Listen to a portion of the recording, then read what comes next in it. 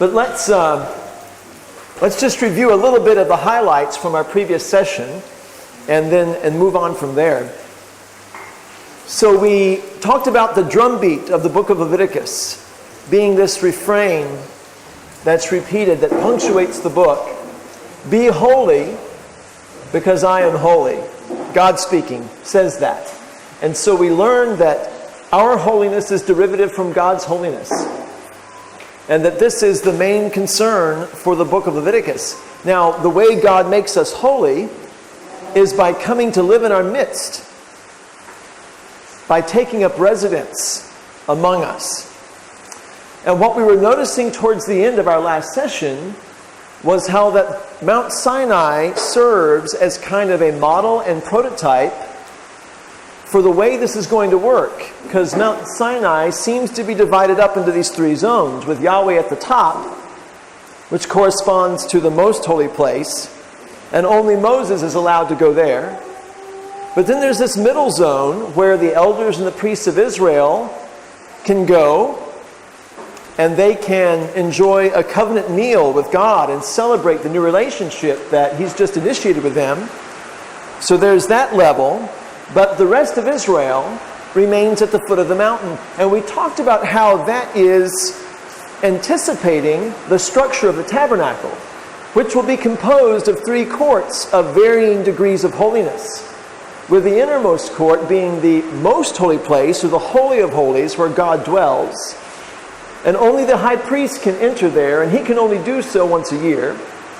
Then there's the court right outside of that, called the Holy Place, which is where the priests do their activities. So only the priests are allowed to enter that area. And then there's the outer court, where any Israelite male was permitted to enter and offer his sacrifices and show his devotion to God. So this anticipates the tabernacle. The tabernacle is constructed in the book of Exodus. And at the end of the book of Exodus, the tabernacle is finished and God comes down Mount Sinai and actually fills that tabernacle with His glory and establishes His residence in Israel's camp. Now God is your next door neighbor. God has moved into the neighborhood. He has a physical address on this earth. Isn't that remarkable? God has a physical address on this earth. I suppose you could send Him mail, right?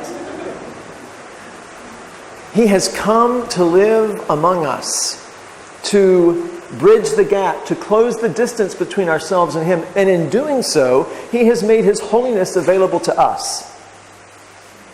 But it has to be handled with great reverence.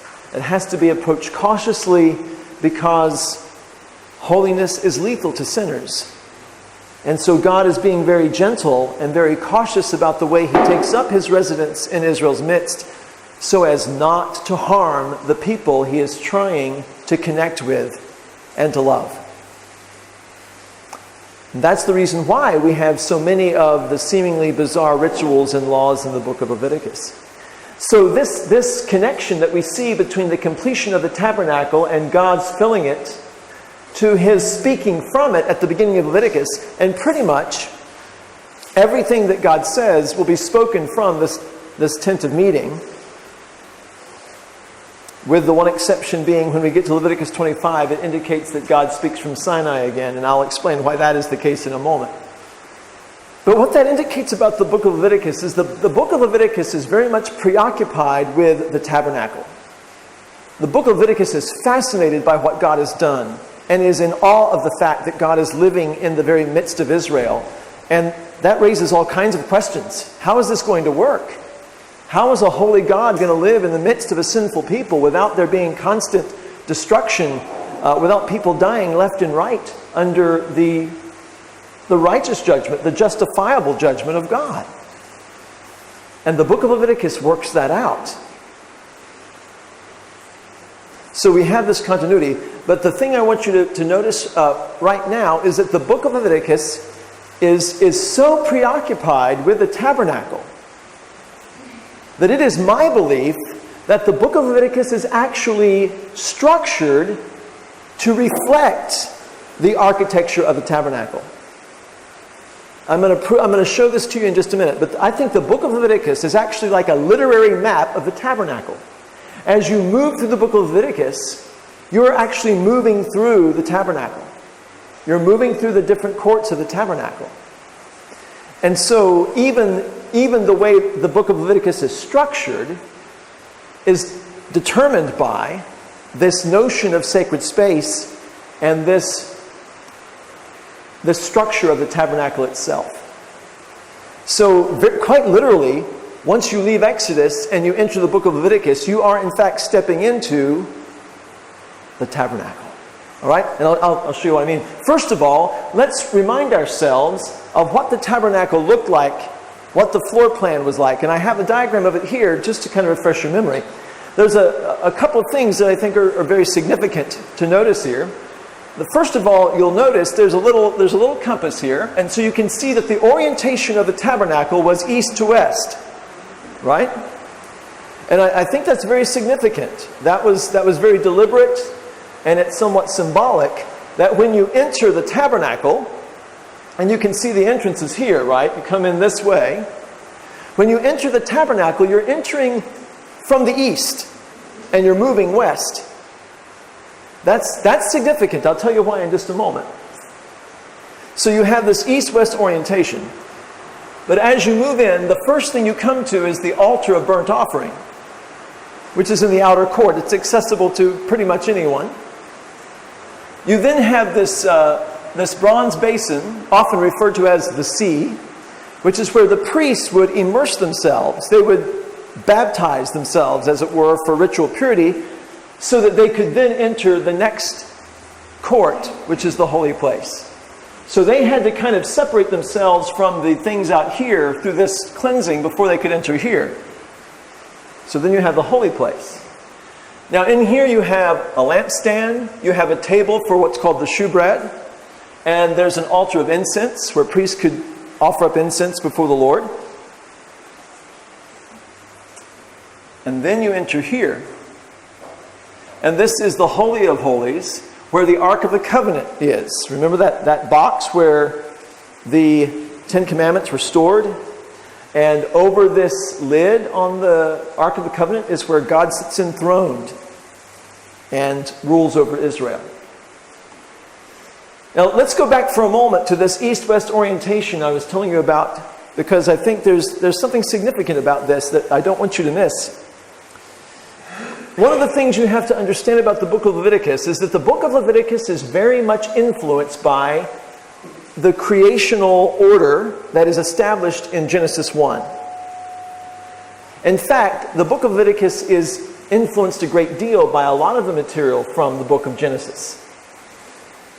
So a lot of the rituals are based on things that we've already read in Genesis. And I want you to notice that in Genesis 1 to 11, as humanity finds itself further and further removed from God, further and further separated from God by sin, that Genesis 1 through 11 represents that geographically as a drift further and further to the east. So let me demonstrate. Now, when you look at Genesis chapter 3, if you want to turn there with me, just read with me for a moment, verses 22 through 24. These are the last few verses of Genesis 3.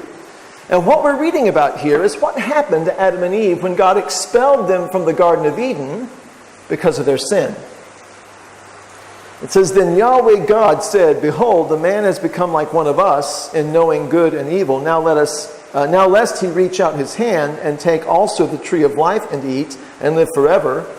Therefore Yahweh God sent him out from the Garden of Eden to work the ground from which he was taken. He drove out the man, and at the east of the Garden of Eden, he placed the cherubim and a flaming sword that turned every way to guard the way of the tree of life." So when Adam and Eve were expelled from the garden, they were expelled in what direction? East. And God closed off the garden at that east point so that they could not re-enter. Now what the Garden of Eden actually was the prototype of the Holy of Holies. The place where God and humanity could actually dwell face to face and connect. But Adam and Eve forfeited that by sin.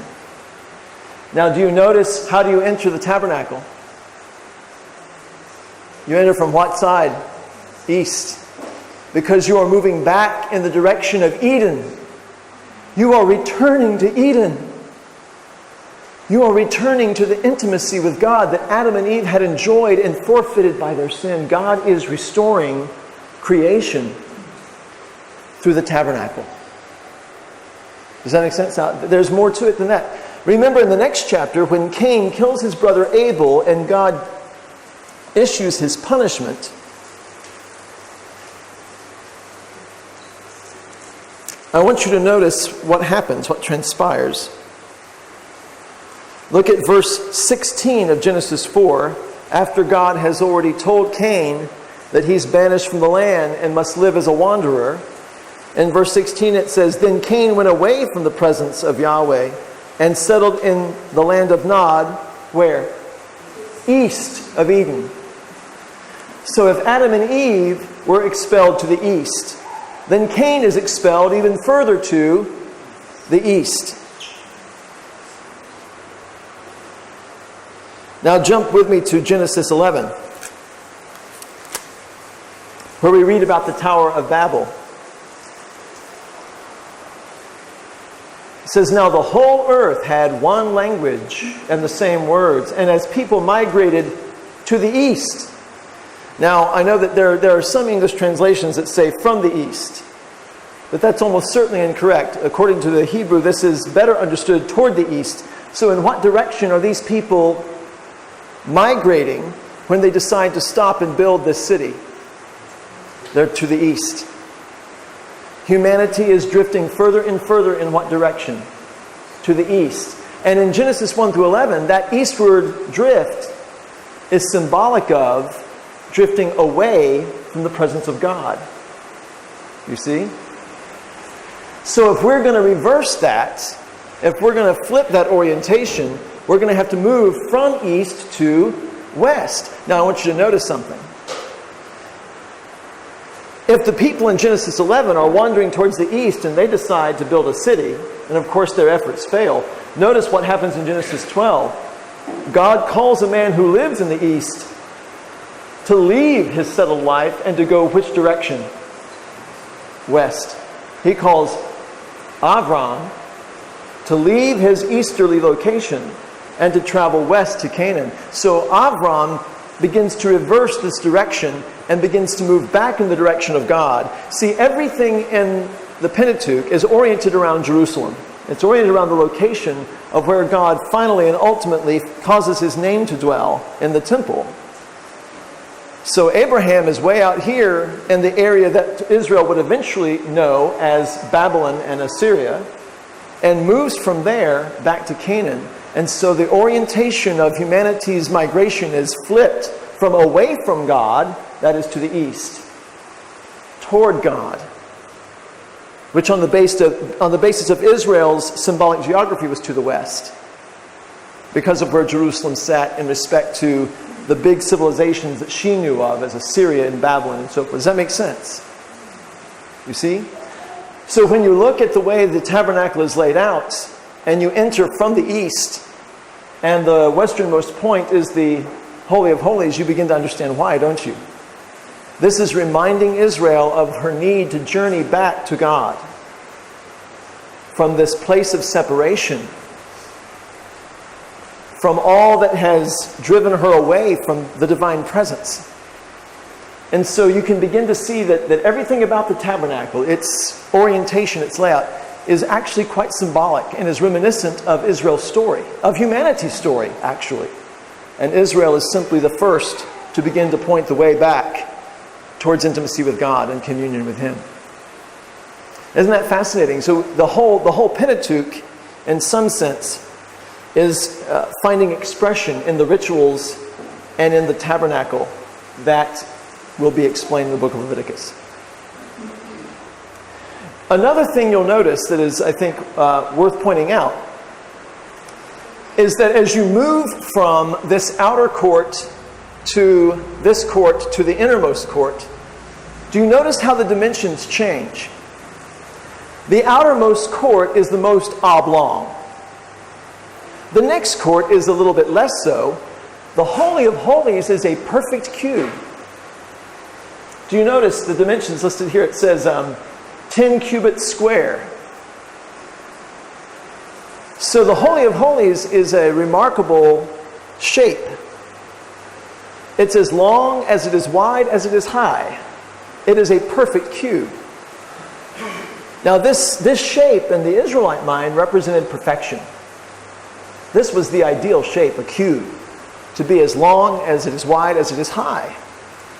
Because this was the place that God had chosen to dwell. This was the place where God's holiness was actually intersecting with this world. The further you get from that space, the more oblong and irregular the shapes become. And once you leave the tabernacle, there is practically no shape at all. Isn't that fascinating? There's a little bit of geometry at work here, isn't there? Some symbolic geography as well as some symbolic geometry. That is that the further removed from God you are, the less shape life has, the less structure and perfection and symmetry and beauty it has. The closer you are to God, the more life begins to take shape and have structure and have meaning and beauty and symmetry. You see? So all of this is speaking to those spiritual realities for Israel. Now I want to jump way ahead here to the book of Revelation to show you something that is often missed because we don't often make this connection. But of course, when God tells Israel to build this tabernacle, what he's doing is essentially he's confining his holiness to this one space. But you have to understand that God's intention in doing that is not to forever confine his holiness, but it's to create a place from which God can begin to radiate his holiness outward until it eventually sanctifies everything else and brings everything back into a right relationship with himself. Does that make sense? And I wanted to show you the trajectory of this in the rest of Scripture, because when you go to Revelation 21 and 22, you find there a description of the New Jerusalem. And I think it's interesting to note the dimensions that John ascribes to this New Jerusalem that he sees in this remarkable vision of what we can all anticipate in the end. It begins in verse 9 of Revelation 21, where he begins to describe the New Jerusalem. And I just want you to listen to the description. He says, "Then came one of the 7 angels who had the 7 bowls full of the 7 last plagues and spoke to me, saying, 'Come, I will show you the bride, the wife of the Lamb.' And he carried me away in the Spirit to a great high mountain and showed me the holy city Jerusalem coming down out of heaven from God, having the glory of God, its radiance like a most rare jewel, like a jasper, clear as crystal. It had great high walls with 12 gates, and at the gates 12 angels, and on the gates the names of the 12 tribes of the sons of Israel were inscribed. On the east 3 gates, on the north 3 gates, on the south 3 gates, and on the west 3 gates. And the wall of the city had 12 foundations, and on them were the 12 names of the 12 apostles of the Lamb. And the one who spoke with me had a measuring rod of gold to measure the city and its gates and walls." Okay, now get ready. What are we about to do here?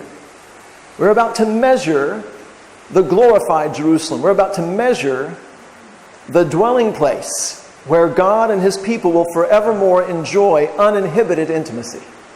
Now notice the dimensions. The city lies 4 square. Its length the same as its width, and he measured the city with his rod, 12,000 stadia. Its length and width and height are equal. What is that? It's a cube. Why is it a cube? Why is the New Jerusalem a cube? Because the whole city is equally holy. It is one big holy of holies where God dwells in direct contact with all of his people.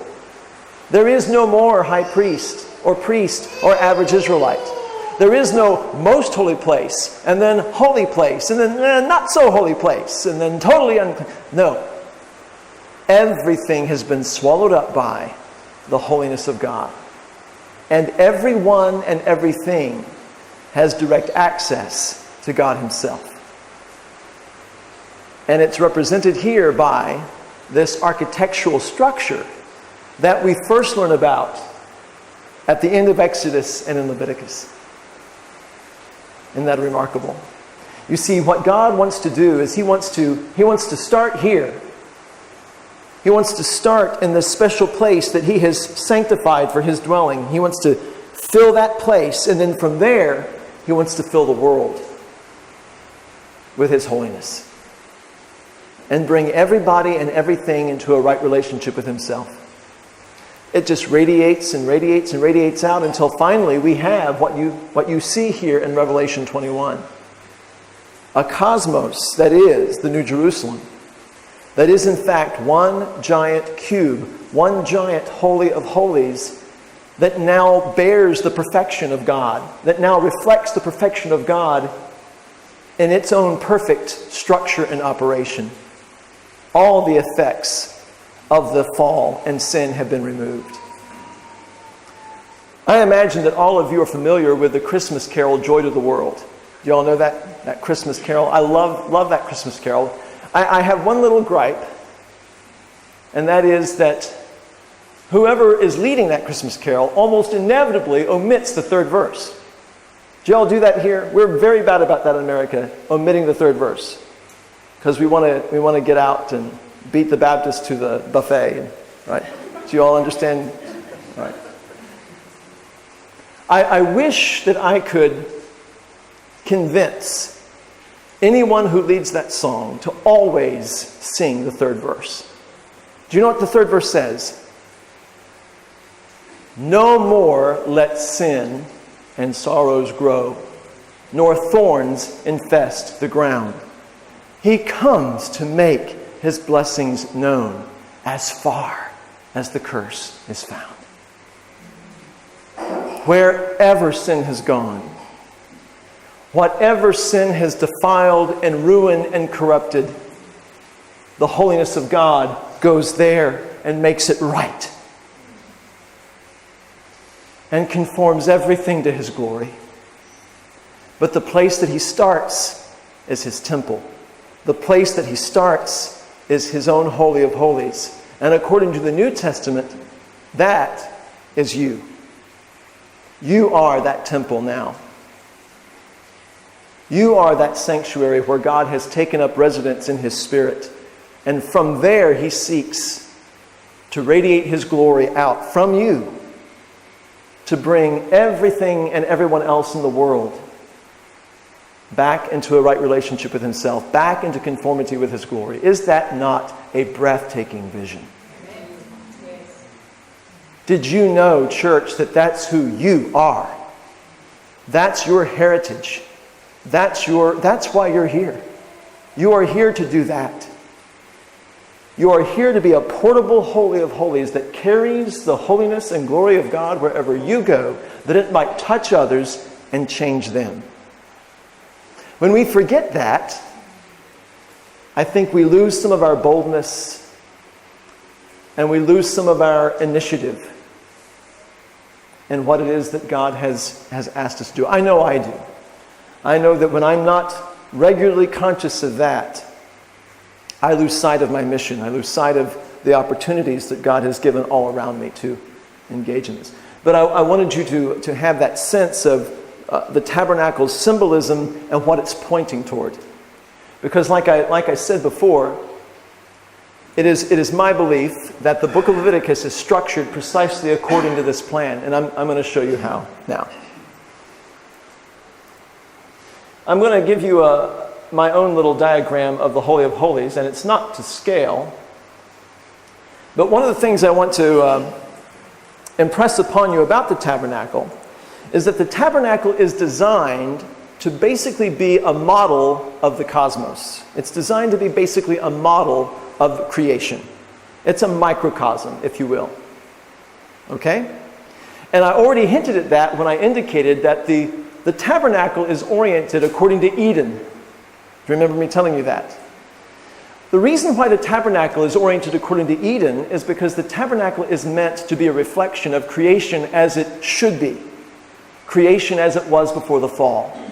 There's a memory of that in the symbolism of the tabernacle, and Israel is to never forget that creation is not the way it was intended to be, and that she is to be moving back in that direction and moving all creation back in that direction, and it begins by observing the rites of the tabernacle, which serves as that constant reminder that God is at work to restore the cosmos to its pristine condition before the fall. Are y'all with me? This is a lot, I understand. So, the Holy of Holies represents heaven because that's where God dwells, right? And you'll remember that the Holy of Holies has a veil in front of it that is the color blue. And it's a blue veil because it's intended to reflect the sky, which is also blue. Because when you look up, you don't see God's throne, do you? When you look up, you see this blue, right? So when the ancient Israelite looked up, they said, there's this blue covering that inhibits our view from seeing God, right? And so they represented that with this veil, which is also blue. Do you remember what was embroidered on the veil? A cherub. A cherub was embroidered on the veil to represent, of course, remember Eden. Because what did God station at the east of Eden to prevent Adam and Eve from re-entering? A cherub, right? So you can see that the Holy of Holies represents Eden. But then the rest of the tabernacle represents creation beyond Eden. And so we see that. So the veil is the sky. Then you'll notice that in the holy place, the lamps are fashioned to be like trees, almond trees in particular. So within the holy place, the lamps are a reflection of something in creation. They reflect the trees. When you move out to the outer court, remember I told you about this large bronze laver where the priests would bathe before entering into the holy place. This laver was always envisioned by Israel as being a representation of the sea. In fact, in 1 Kings chapter 7, verse 23, when Solomon is building his temple after the pattern of the tabernacle, and the bronze lever is being shaped, it is actually called, in 1 Kings 7:23, it is called the sea. Then also you have the altar in that outer court, and the altar in that outer court is a representation of the earth. Because that altar was made of the stones and metals that are found in the earth. So when you put all this together, you can see that Israel had some kind of symbol of the earth, the sea, the trees, the sky, and then heaven itself. So the tabernacle is a microcosm of creation. To remind Israel that God's purposes did not stop with her. What God wanted to do in Israel was meant eventually to extend to where? To all nations and to all creation. Do you see? So God had really set Israel up with such rituals and symbols that should have reminded her on a regular basis that what God had done for Israel was not just for Israel's sake, but it was for the sake of the entire world. And that the end point was for Israel to be an influence, to be the mediators between God and the rest of the world, that the world might come to know Him through her society, through her social structures, through her law, and through the way she lived her life. Does it make sense? All right. All right, now let me take that and now show you how this fits in with the structure of the book of Leviticus. So, the first 9 chapters of the book of Leviticus all deal with activities that take place in the outer court. So, for example, the first 7 chapters of Leviticus, you may know, are devoted to the different types of sacrifices and how they are to be offered. Now, this would all deal with things that take place where? Things that occur where? At the altar. Remember where the altar was located? When you enter the tabernacle, the first piece of furniture you come to is the altar. So guess what? The first thing Leviticus talks about is the sacrifices that are made on that altar. Ooh. That's a pretty neat correlation, isn't it? The tabernacle has been built, God has just filled it, now we enter Leviticus, and the first thing we come to is the altar, and all the things that transpire around the altar. Now,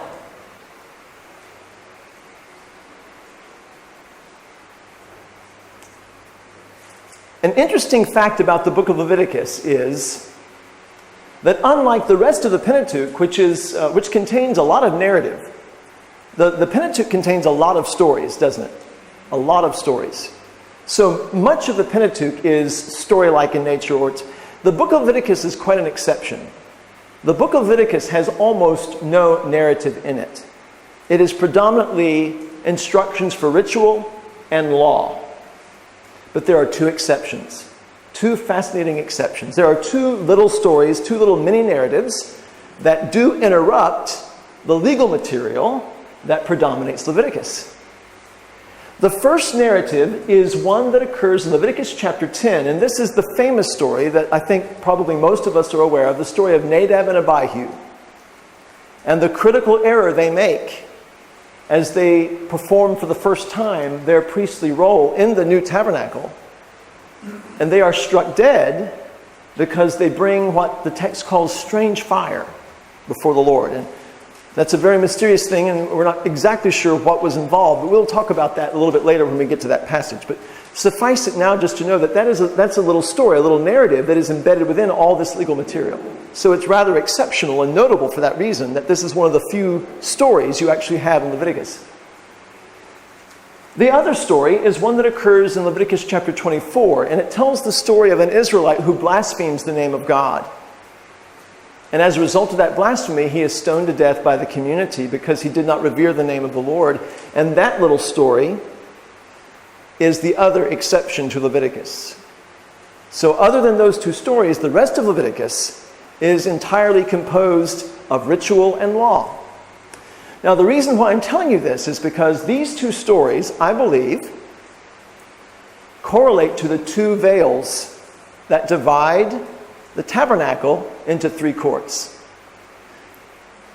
And if you'll notice, Leviticus chapter 10 has to do with encroaching upon the holy in a way that brings death. Well, that's what happens when you cross that first veil without observing the proper rites, isn't it? So quite appropriately, that first story corresponds to the veil that warns Israel, be careful about how you approach a holy God. The second veil in Leviticus 24 has to do with breaking the third commandment, right? You shall not take the name of the Lord your God in vain. You shall not blaspheme the name of Yahweh. And that occurs, of course, in Leviticus 24. Again, look at what happens. Someone encroaches upon God's holiness in a way that brings death. And that's what would happen, of course, if you were to attempt to enter that second veil without being the proper person at the proper time, right? So that story corresponds to the second veil. You see how this works?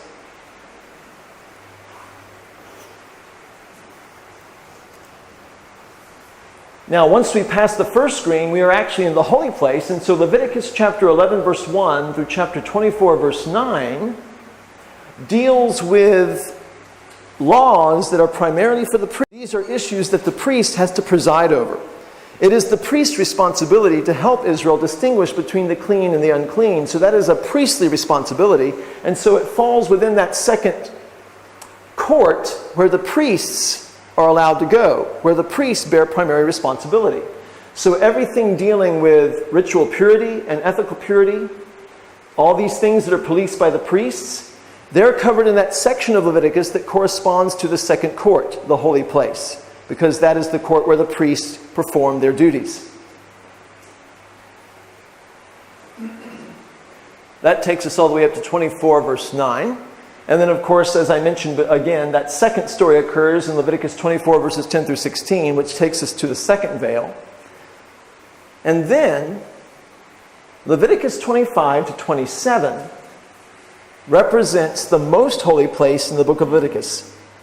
I think what this means is that the material in chapters 25 through 27 touches upon those things that are closest to the heart of God that are most constitutive of his holiness and the holiness that he expects his people to reflect. Now let me show you one of the clues to the reason why we should view Leviticus 25 as corresponding to our entrance into the innermost sanctum, or the Holy of Holies. I want you to notice the way this section begins, because it's unique in the book of Leviticus.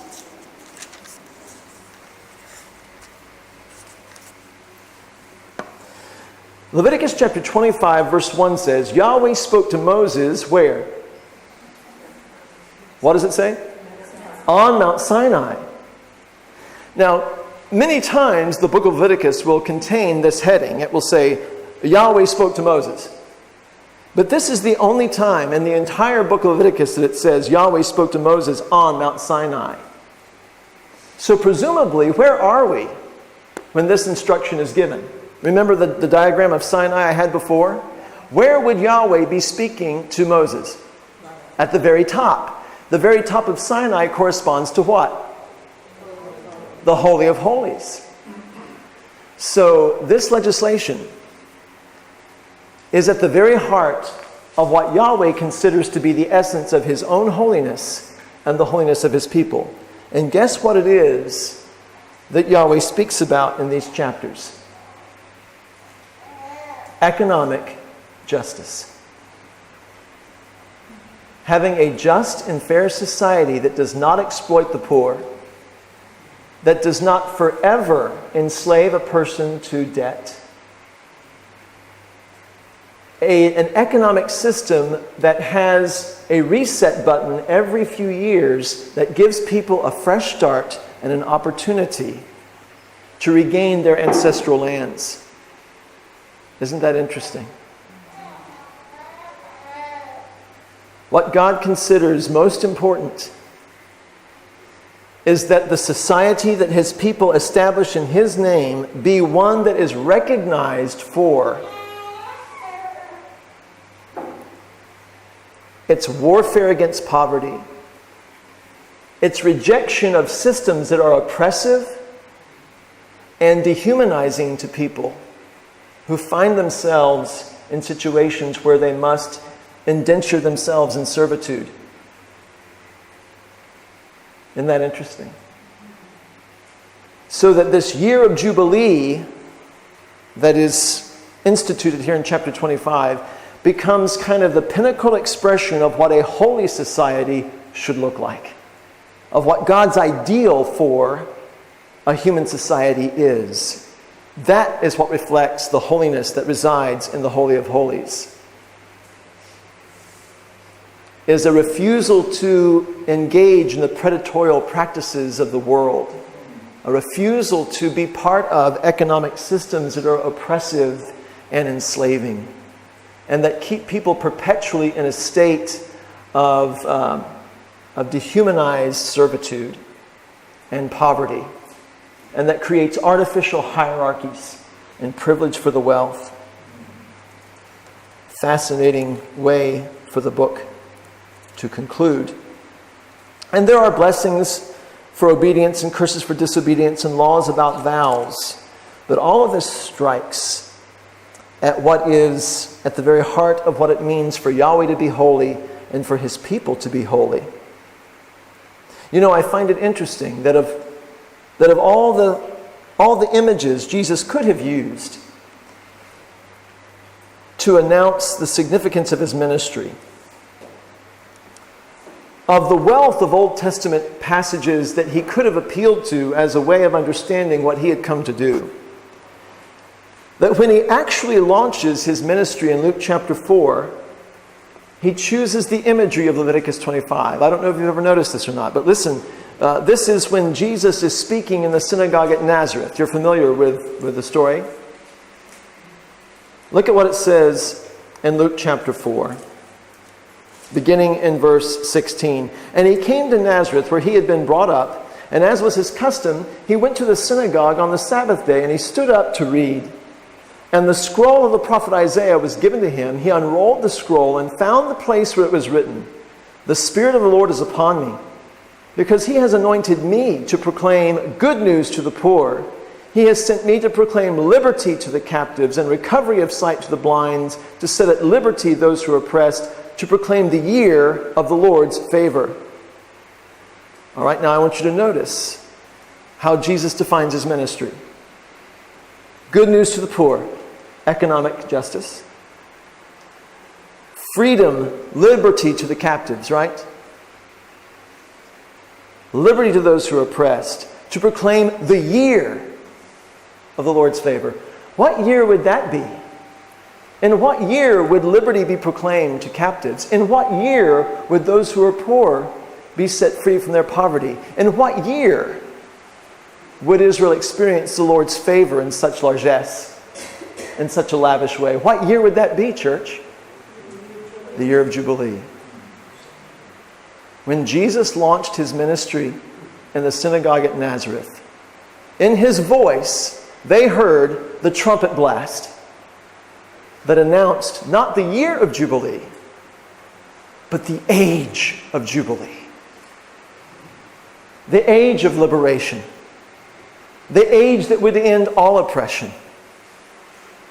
I've got Christmas songs rattling in my brain. I just thought of another one. You probably are no doubt familiar with the wonderful Christmas song, "O Holy Night." Right? And there is that line in that song that says, and in his name all oppression shall cease. That just sends chills up and down my spine every time I sing that, doesn't it, you? To think that that's what characterizes the ministry of Jesus, is the inauguration of an age of Jubilee that characterizes God's people, that characterizes their concern for the poor and the oppressed, and that manifests God's holiness by their willingness to connect with those people and lift them out of their poverty and oppression by the power of God, and to welcome them into a kingdom where the ground is level. The ground is level at the foot of the cross, isn't it? There's no hierarchy there. Right? And this is the language of Jubilee that Jesus uses to launch his ministry. The Holy of Holies. It has come in him. You see. And so the structure of Leviticus then corresponds to the tabernacle. And so in this way you can see that Leviticus' main concern is, how do we live in such a way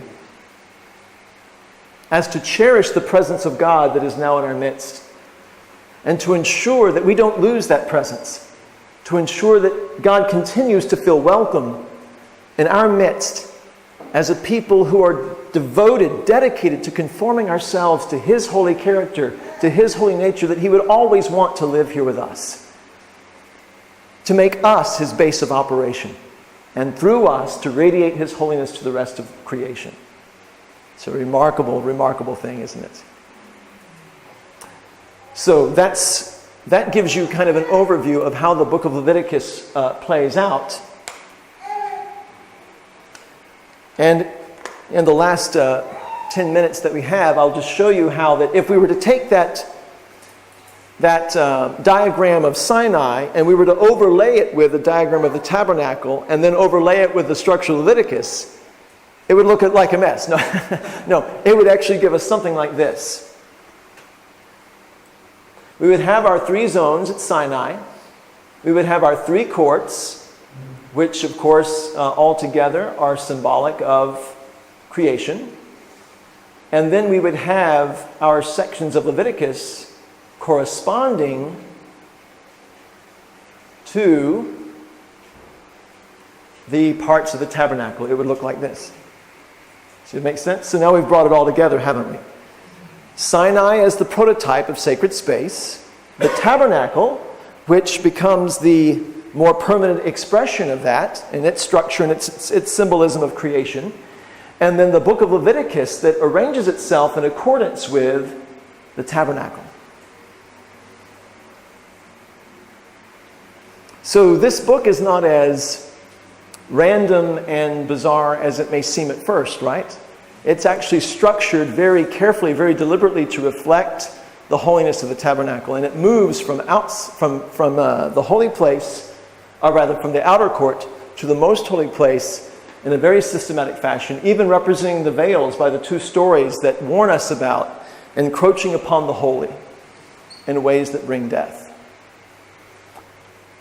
And that gives us the whole picture. Now, what all of this should cause us to realize is that the tabernacle raises a question and Leviticus provides the answer. The question that the tabernacle raises is this, and we've said it before, but I want to make sure that we keep this in mind. How will the holy God dwell in the midst of a sinful people? Israel understood. Israel had a keen awareness of how this seems impossible. It seems impossible for this to happen without Israel being wiped out by the righteous judgment of God. But Leviticus provides an answer. And the answer that Leviticus provides is this: God will sanctify Israel by the following means: by a sacrificial system which offers atonement by blood, through priestly intercession which provides a pathway between Israel and God, through ritual purity laws that teaches Israel how to be holy, through a day of atonement that regularly cleanses the sanctuary so that God can continue dwelling in Israel's midst, and by religious and moral distinction from the surrounding nations that makes Israel the kind of people among whom Yahweh can feel welcome and comfortable in his holiness. This is how. That's how. And I would say that this is the same answer to the question we're asking. How is the Holy Spirit going to live in our midst? How is the Holy Spirit going to continue dwelling in our bodies, considering the fact that we're sinful? It's the same answer. Through the sacrifice of Jesus Christ. Through his ongoing priestly intercession at the right hand of God right now. By refusing to be defiled by the world. By separating ourselves from those things that draw us back into sin or that draw us back in the direction of death. Through the atonement that Christ has provided. And through the call to be distinct religiously and morally from the rest of the world, so that we can be the kind of people among whom and within whom the Spirit can always feel comfortable to dwell and remain. But that at least gives you a sense of how the book of Leviticus is laid out, how it is structured, and how it responds to this critical question of the holiness of God in the midst of a sinful people.